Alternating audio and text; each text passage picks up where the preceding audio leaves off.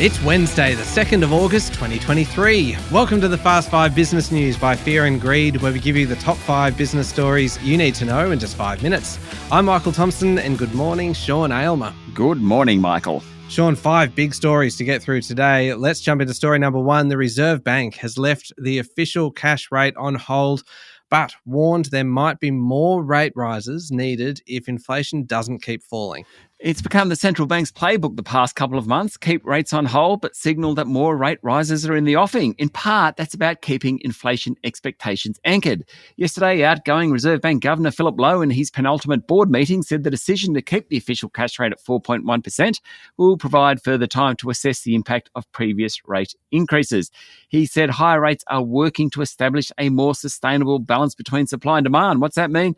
Well, rate rises are doing their job. Lowe doesn't expect inflation to return to the bank's 2 to 3% target range until late 2025. That means we're not going to get any cuts anytime soon, I suspect. Sean, yesterday's news is good news for mortgage holders, but after 12 rate rises since May 2022, they're still pretty high.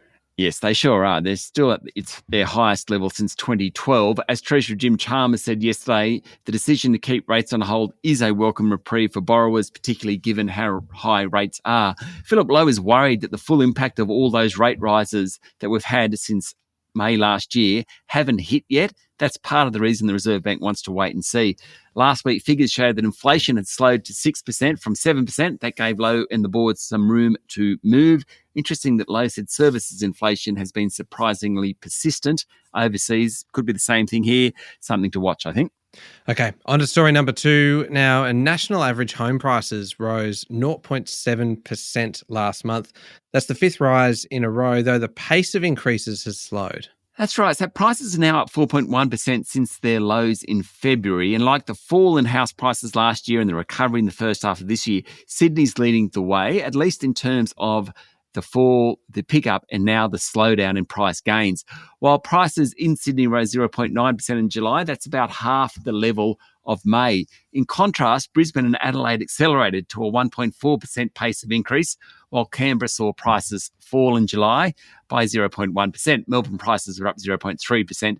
Distilling all that, Adelaide and Perth house prices are now trading around record levels, but everywhere else, prices are still some way below their peaks, with Hobart being the worst performing capital city.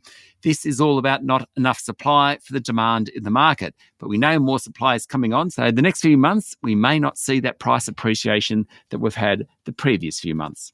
Story number 3, Sean, we love a good Aussie success story, and I think this one falls squarely in that category. Self-tanner and skincare brand Bondi Sands has been sold to Japan's beauty group KO Corporation for around $450 million.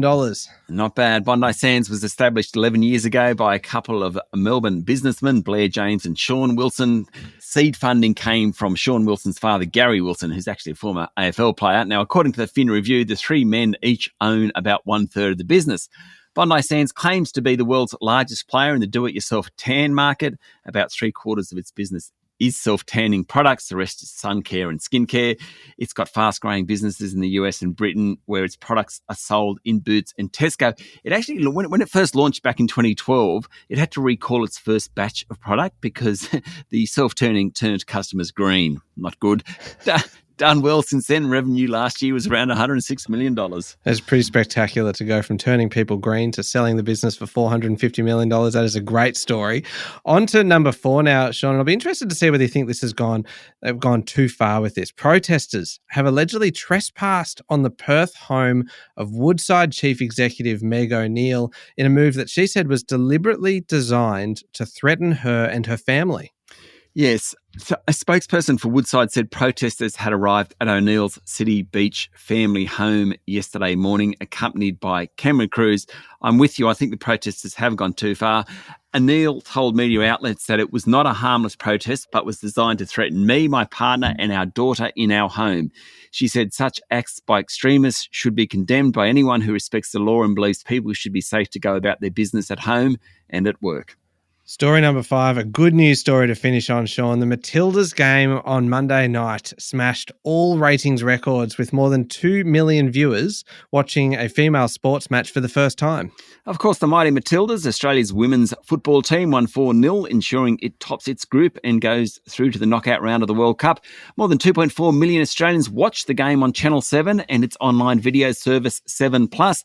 It well and truly beat the other major sporting event of the night, the final men's Ashes Test shown on 9.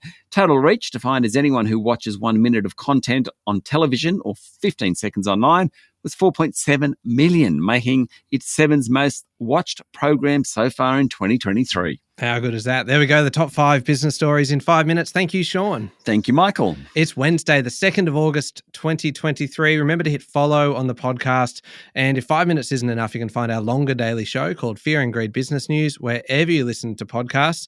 And every Wednesday, How Do They Afford That? Our sister podcast, there's a new episode out today. Today's episode is all about how to ask for a pay rise. And we have a special guest who takes us through what to do, the preparation you need to be doing, the words to use, the words not to use, even what to do if the boss says no. So how do they afford that? New episode out today. You'll find that wherever you listen to podcasts as well, and I'll put a link in today's show notes. I'm Michael Thompson, and that was the Fast 5 Business News by Fear and Greed. Have a great day.